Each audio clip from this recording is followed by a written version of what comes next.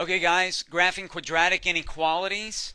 This stuff is easy. It's just like we've done in the past with graphing linear inequalities. You graph the line.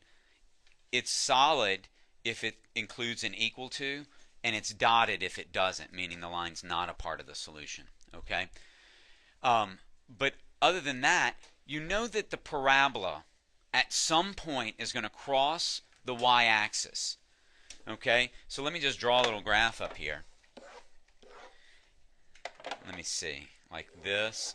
Okay, now this one's actually a negative x squared. But you know that it's going to cross the y-axis, and it's going to cut the y-axis into two parts. Right? The part that's above the graph and the part that's below the graph. Now, if it says y is less than blah, blah, blah, blah, blah, then I would shade where the blue is, right? Below the graph line.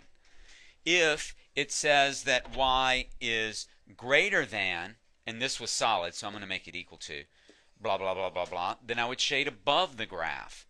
And that shaded area is where all the points are that would make a true statement with that inequality. And you guys know that. But let's see.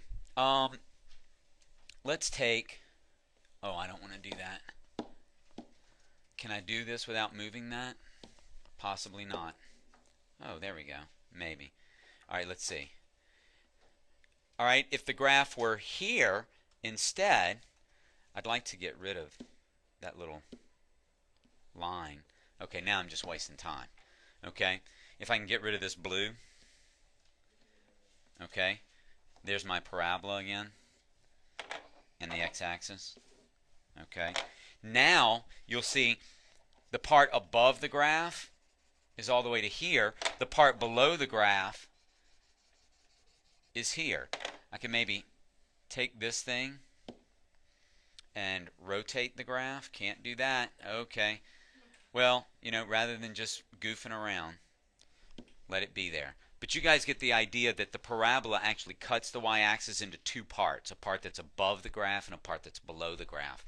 And that sort of tells us where we shade. Okay? And I think that that's about it. All right? Good job. James P., let me answer a question for you before I get off here because someone else may have that same question. What is it? What if the parabola is sideways? Okay. James says, what if the parabola is sideways? And guys, for y is equal to or greater than less than x squared, that's always going to be a parabola that turns either up or down. Okay? We talked about this, I think, the other day. It may not have been your class. But y is equal to the square root of x is a parabola that turns to the side. Okay? I don't graph the other side of it because then it wouldn't be a function. Because if I draw a vertical line, it hits it twice. Okay?